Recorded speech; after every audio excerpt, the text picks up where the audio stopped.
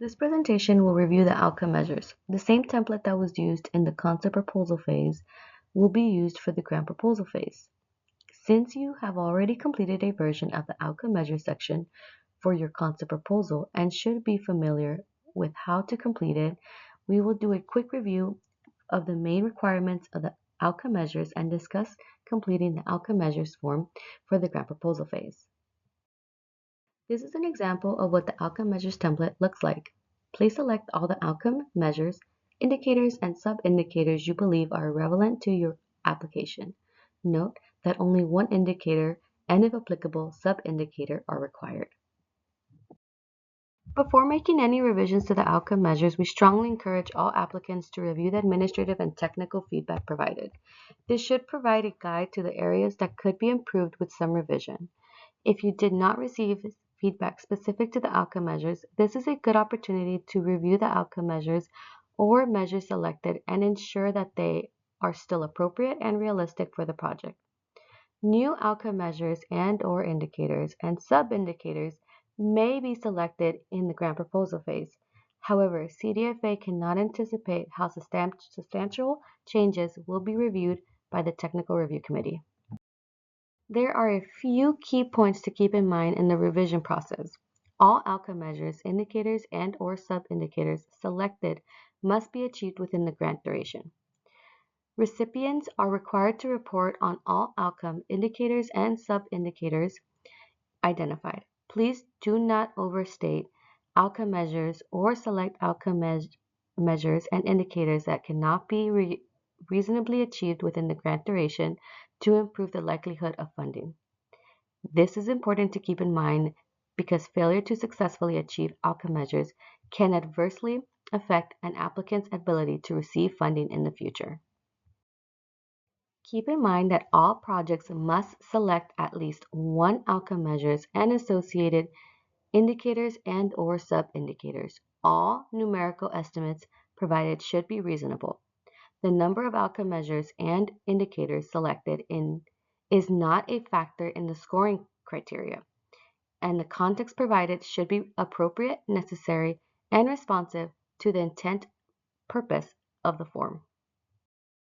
Context provided in the section entitled Description of Data Collection Methods should pertain only to how the selected outcome measures and indicators will be measured, monitored, and reported. This section should not include information regarding how work plan objectives and other aspects of the project will be measured, monitored, and reported that are not related to the outcome measures. Should a grant be awarded, recipients will be required to report on the selected outcome measures separately from the work plan objectives provided in the project objectives and work plan template. In addition, each outcome measures must have a unique response for the data collection methods. Do not include responses such as see previous description or same as above in multiple outcome measures selected. For each outcome measures, we recommend that you reread the selected outcome, indicator, and sub-indicator to confirm that responses specifically address the outcome measures as written without alerting the meaning. And note that indicator 1.5b is the only outcome measures that asks for a percentage. Do not include a percentage for any other outcome measures as this should be considered an amendment.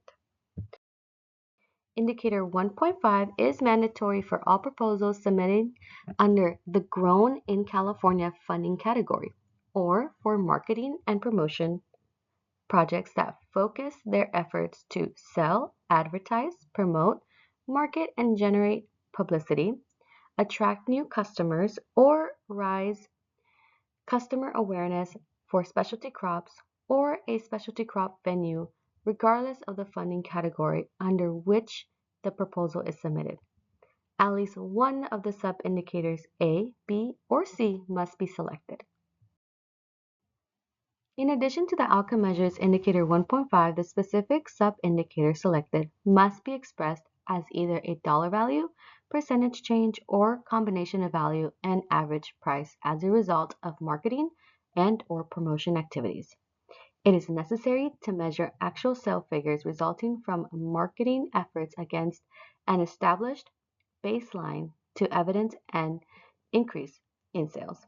For projects that don't already have a baseline of sales, one of the objectives of the project must be to determine a baseline during the grant period.